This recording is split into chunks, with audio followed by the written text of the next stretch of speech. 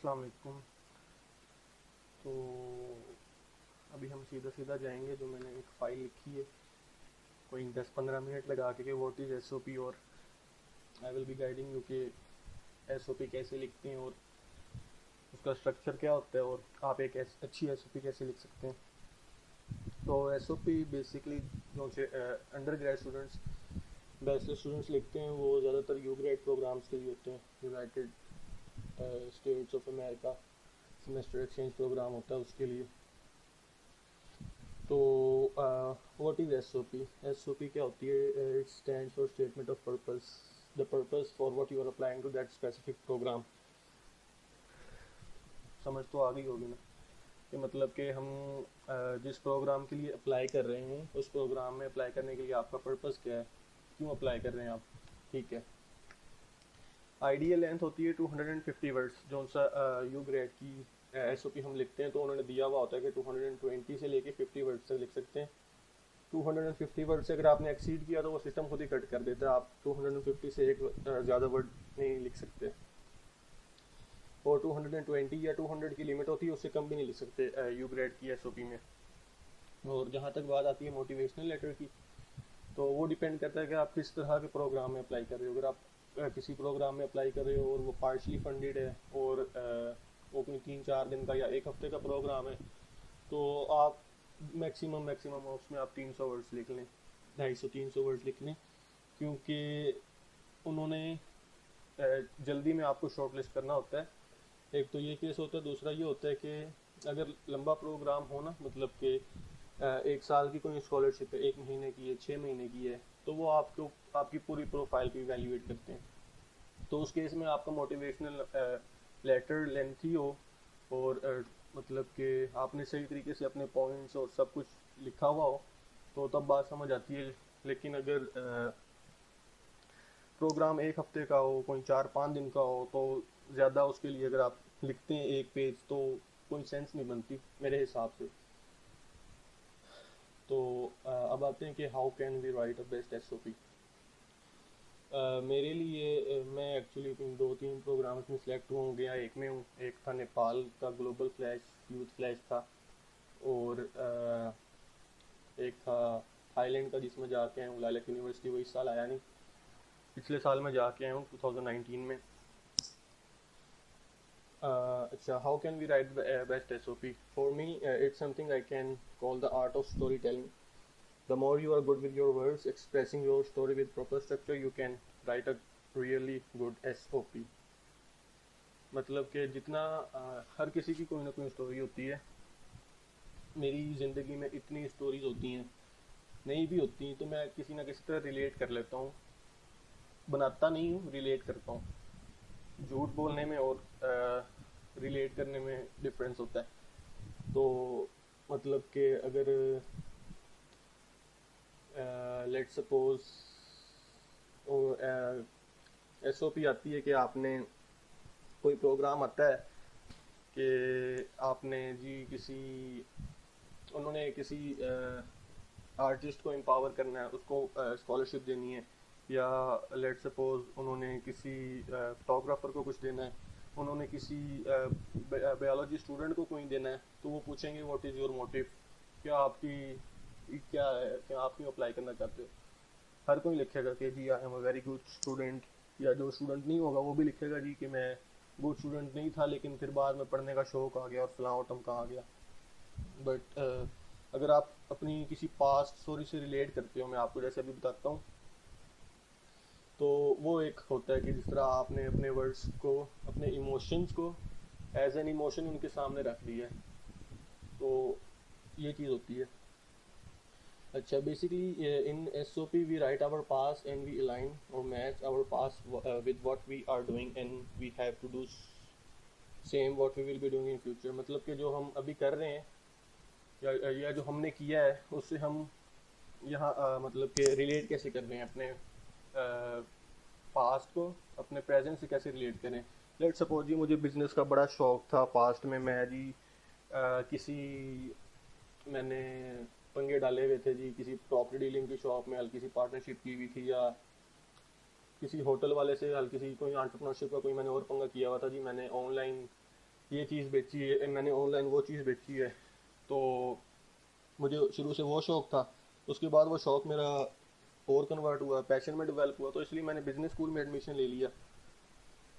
तो एक तो ये हो गया कि ये मैंने अपना अलाइन कर लिया कि मैं पास्ट में ये कर रहा था, अभी मैं ये कर रहा हूँ, और फ्यूचर में मैंने बिजनेस के रिलेटेड ही कुछ करना है। ओके। अच्छा, मैं क्या करता हूँ, what I do if I have to apply for any programme. Let's suppose मुझे पता लगा है एक महीने पहले कि प्रोग्राम की डेडलाइन आ रही है 29 जुलाई।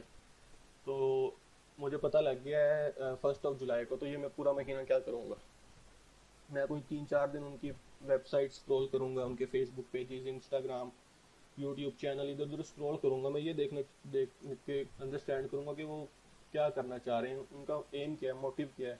मतलब कि अगर वो कोई स्कॉलरशिप किसी को दे रहे हैं तो वो उस बंदे से क्या एक्सपेक्ट कर सकते हैं कि वो आपको इन बैक क्या दे, या वो इन बैक सोसाइटी को क्या दे।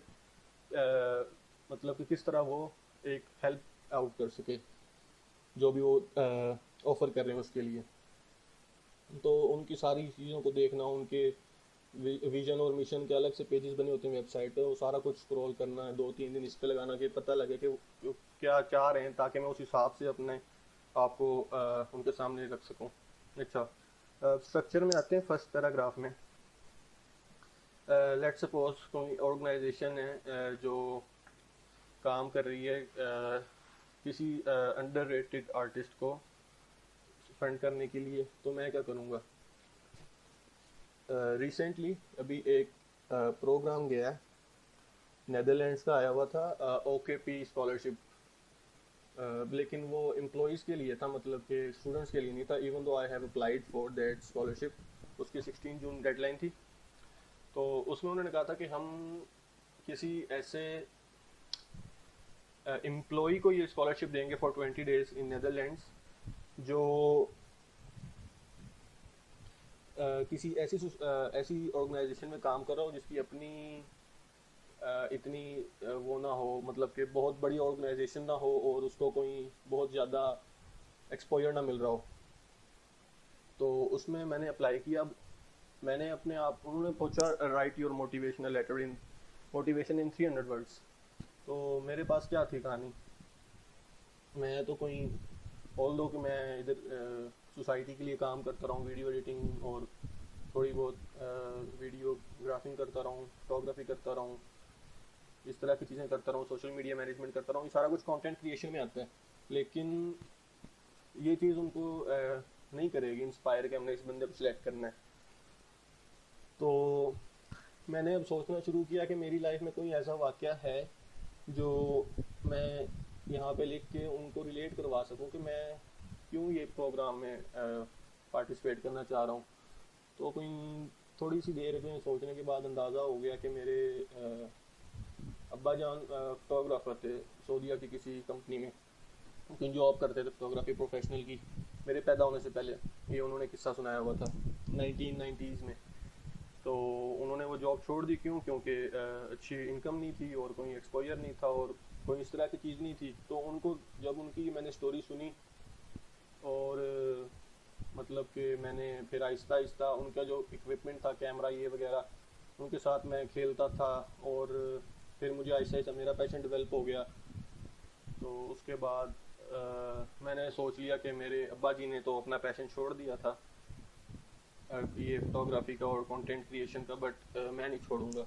उनके पैशन की वजह से ये मेरा पैशन बन गया। मैंने ये कहानी लिख के, ऑल्दो ये कहानी सच्ची नहीं है कि उनके पैशन की वजह से ये मेरा पैशन बना है, लेकिन ये उनका पैशन था ज़रूर, तो मैंने वो रिलेट कर लिया। अच्छा, तो एक ये हो गया किस्सा। तो उसके बाद हाँ, तो this will bring you out, मतलब अगर आप इस तरह की कोई स्टोरी रिलेट करते हो तो आपको वो एक अलग से उनके सामने एक इमेज बन जाता है कि यार दिस इज़ समथिंग एक्सेप्शनल, कि ये बंदा है जिसकी स्टोरी सारों से डिफरेंट है, तो let give him a chance, इस तरह का कोई सीन बन जाता है। अच्छा, हम स्टार्ट किधर से करें? मैंने SOPs पढ़ी है, लिखा होता है जी I belong to a place from an underprivileged country and I hail from क्या कहते हैं, साउथ पंजाब, किसी गरीब से शहर का नाम ये फलाना टमकाना। इट्स ओके, मतलब कि लोग सिलेक्ट हुए हैं एसओपी में इस तरह के लिखने के लिए, बट व्हाट आई प्रेफर, मैं आपको अपनी एसओपी भी दिखाऊंगा एंड पे। What I prefer is writing a story, शुरू से स्टोरी। मैंने स्टोरी लिखी थी अपनी एज अ सेकंड पर्सन, अपनी एसओपी मैंने लिखी थी एज अ सेकंड पर्सन। मैंने आई से नहीं शुरू किया था, मैंने ही से शुरू किया था, ही एंड ही।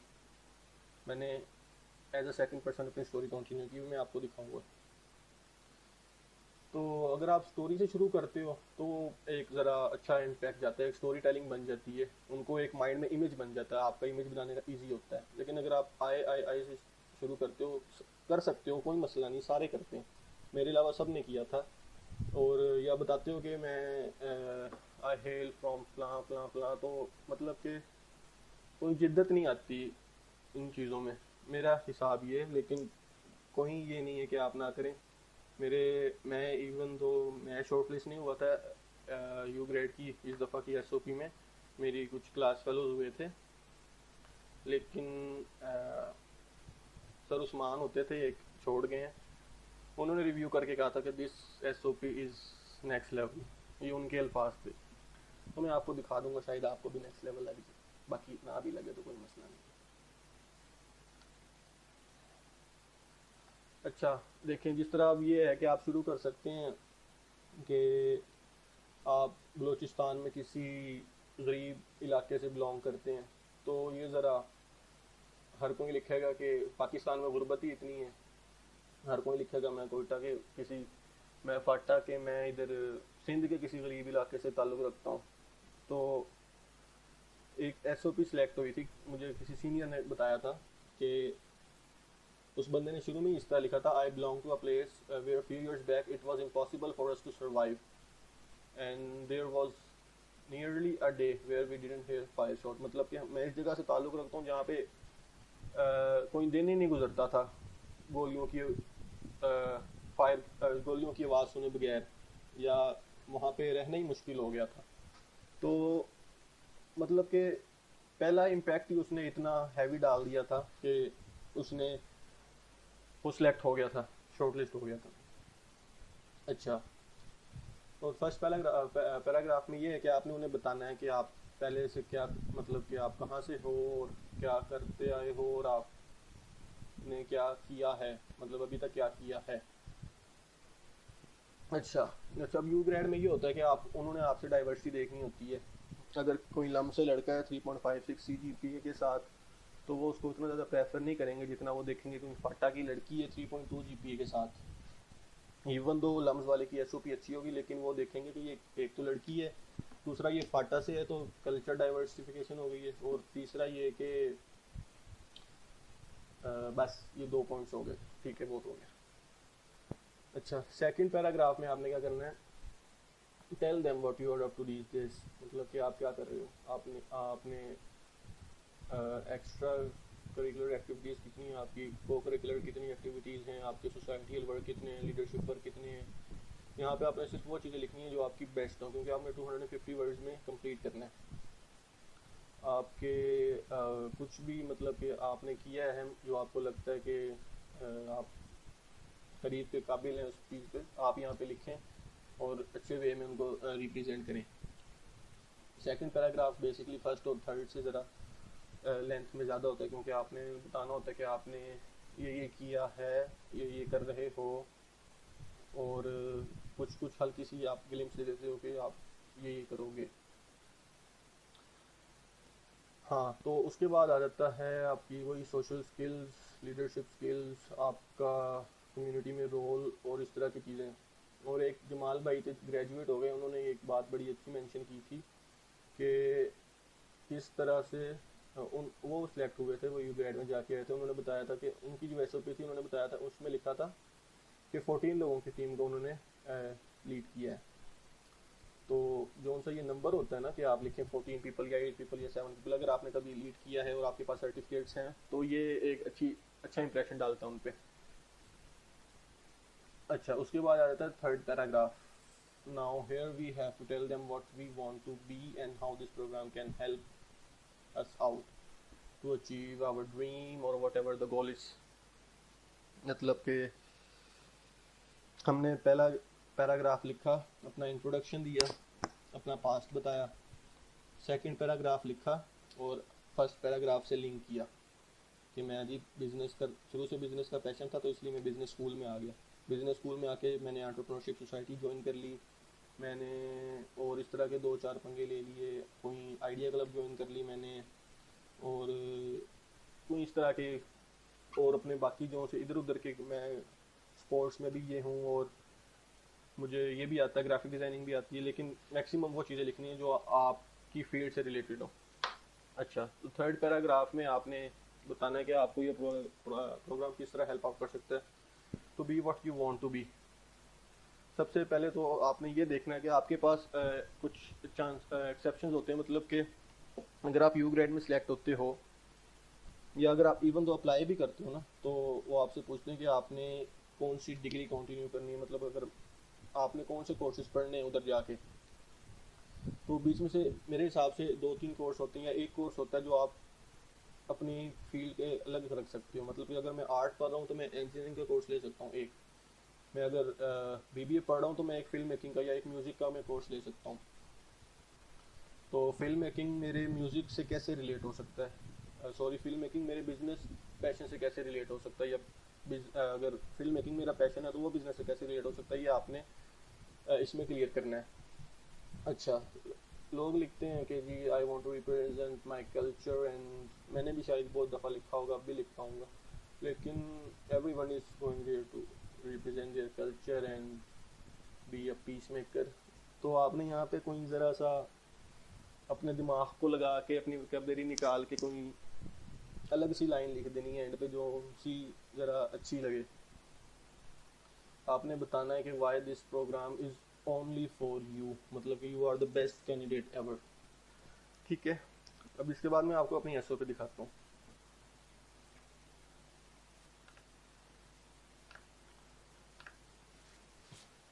ये देखें, lying over the grass, staring the starry sky and thinking whether a mediocre guy is just capable of competing in the race of the fast world, scratching away the concept of losing। Grass के ऊपर लेटे हुए, आसमान को देखते हुए और सोचते हुए कि एक मीडियोकर गाय, यहाँ पे वर्ड आ गया था एकेडमिकली रीजनेबल, या मीडियोकर मैंने लिखा तो यहाँ पे सर ने एकेडमिकली रीजनेबल कर दिया क्योंकि मेरा सीजीपीए काफ़ी लो था। Is capable of competing in the race of the fast world, scratching away the concept of losing. मैंने ये स्टोरी शुरू की, आई से नहीं शुरू की, ही से शुरू की है, सेकंड पर्सन से। All of his mediocrities and failures preoccupy his mind. He's a 19-year-old teen with fantasies and fascinations as his dreams from a primitive area of eastern Punjab has made his way to a unique institute which offered him a scholarship to pursue his education and dream big। मतलब मैंने अपना सारा past बता दिया, मैंने अपनी as बता दी, मैंने इसको शुरू स्टोरी से किया कि जी मैं सोच रहा हूँ कि एक एकेडमिकली रीजनेबल या मीडियोकर का मतलब होता है दरमियाना सा स्टूडेंट, इस दुनिया की रेस में सिर्फ compete भी कर पाएगा, scratching away the concept of losing, हारने के कॉन्सेप्ट को जेन से निकालते हुए। तो मतलब कि यहाँ से मैंने शुरू किया कि ये जी बड़ा डीमोटिवेटेड सा लड़का है, लेकिन ये सोच रहा है कि क्या क्या ये कर पाएगा। अच्छा जी, उसके बाद ये फिर 19 साल का लड़का है, ड्रीम्स हैं, फैसिनेशंस हैं, ईस्टर्न पंजाब से है, अब यूनिक इंस्टीट्यूट में आ गया जहाँ से इसको स्कॉलरशिप मिल गई है और वो एजुकेशन और वो ड्रीम बिग कर रहा है। ठीक हो गया। उसके बाद आता है all the way from his school years to university he has been fond of traveling and filming his experiences of being a traveler and making people feel what he feels। मतलब कि स्कूल से लेकर university तक मैंने यहाँ पे जिक्र नहीं किया कि मैं जी बिजनेस स्कूल में आया हूँ एंड फलाना एंड टमकाना ऊपर, क्योंकि बिजनेस मैंने यहाँ पे ये नहीं शो करवाया कि बिजनेस बहुत बड़ा मेरा पैशन है। मैंने यहाँ पे दो चीज़ें कंटिन्यू की कि फिल्म मेकिंग एंड ट्रैवलिंग। तो फिल्मिंग और ट्रैवलिंग का एक्सपीरियंस शौक रहा है और उसका ये भी शौक रहा है कि ये वो जो ट्रैवल करे और जो उसका फिल्मिंग का एक्सपीरियंस हो, मतलब जिस तरह वो फील करे ट्रैवलिंग को, वो लोगों को उस तरह फिल्म करके दिखा सके कि वो ट्रैवलिंग इज़ फॉर हिम। फिर यहाँ पे आगे थोड़ा एक्सप्लेन किया उसको, कैंपिंग इन घोड़ा Gali as a school student and then being admitted to business school, working voluntarily as director for Namal media cell. Basically ये वॉइस ऑफ नमल की बात हो रही है। मेकिंग शॉर्ट फिल्म्स, ये कोई मैंने एक दो डॉक्यूमेंट्री बनाई है, शॉर्ट डॉक्यूमेंट्रीज। एक यूट्यूब चैनल था मेरा। Managing TEDx while representing Pakistan as culture ambassador in Malak University and then striving to make his tourism startup successful in the mentorship of participants from NUS entrepreneurial program Singapore as what he has achieved till date। ठीक है, तो इसमें हम आके देखते हैं कि YouTube channel क्यों मैंने मेंशन किया, क्योंकि फिल्मिंग का है मेरा पैशन। डॉक्यूमेंट्रीज फिर फिल्मिंग, शॉर्ट फिल्म्स फिर फिल्मिंग। मैनेजिंग TEDx इसलिए लगाया क्योंकि TEDx is something really big, बहुत बड़ी ये ऑर्गेनाइजेशन है। ठीक है, उसके बाद मेरा आ गया जी, थाईलैंड में गया था कल्चरल एम्बेसडर, मतलब कल्चर में ऑलरेडी रिप्रेजेंट कर चुका हूँ। And then striving to make his tourism startup successful. ये मैंने क्यों जिक्र किया, ऑल्दो ये मैं कर भी रहा हूँ, योर गाइड टू पाकिस्तान के नाम से एक छोटा छोटा सा स्टार्टअप है। इसकी आइडिया आया था जब मैं थाईलैंड में था। थाईलैंड में बहुत ज़्यादा टूरिस्ट होते हैं, मतलब कि बैंकॉक में एक साल के दौरान 2 करोड़ टूरिस्ट आते हैं। तो ये प्लान था कि वहाँ से टूरिस्ट को अट्रैक्ट करके डायरेक्ट पाकिस्तान भेजेंगे एंड विल मेक मनी। तो ये आ गया मेरा ट्रैवलिंग से, टूरिज़्म आ गया। मतलब ट्रैवलिंग तो करनी है, साथ साथ टूरिज़्म कंपनी भी शुरू करनी है। और फिर आ जाता है टूरिज़्म कंपनी को साथ उसको सक्सेसफुल करने की कोशिश कर रहा हूँ in the mentorship of participants from NUS, मतलब कि सिंगापुर का प्रोग्राम आता है।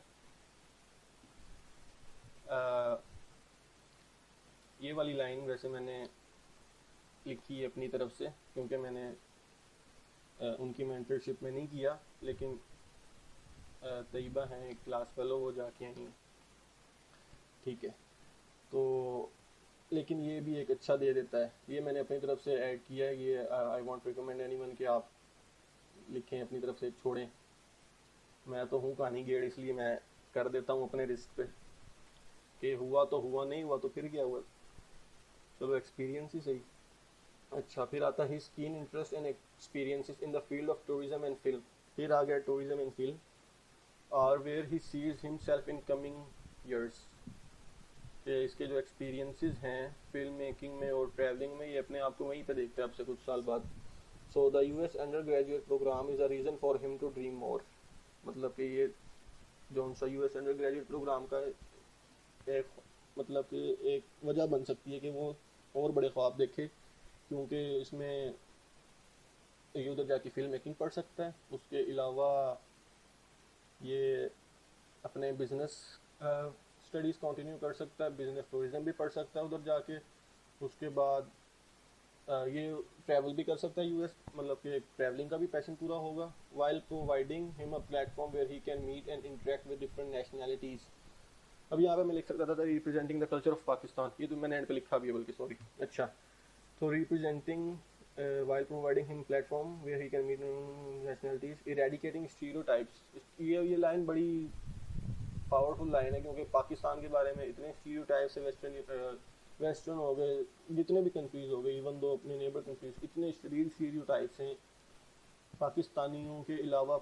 जितने दुनिया में मुल्क सारों को ये है कि पाकिस्तान इज टेररिस्ट कंट्री, और कोई ये सहरा है, यहाँ पे इंसान नहीं रहते, यहाँ पे कोई कहत साली चल रही है, इस तरह के सीरियसली इस तरह के हैं। तो ये जो लाइन होती है ना, इरेडिकेटिंग स्टीरियोटाइप्स, आपने अपने जहन से दूसरे कंट्रीज़ के लिए स्टीरियोटाइप्स ख़त्म करने हैं, और दूसरे मुल्क के लोगों के जहन से अपने जो कंट्री के स्टीरियोटाइप्स हैं वो ख़त्म करने। And representing the culture of Pakistan, ये फिर से वही लाइन आ गई। ये क्यों आ गई, क्योंकि यहाँ पे मैंने बताया कि I have been already participated as cultural ambassador. तो दिस वाज माय SOP। ये फ़ाइनल नहीं थी, फ़ाइनल मुझे मिली नहीं है, लेकिन बिल्कुल सेम थी, बीच में एक दो वर्ड्स का फ़र्क है जो कि उस्मान साहब ने चेंज किए थे। तो लोगों को लगता है कि मैं अच्छी SOP लिखता हूँ,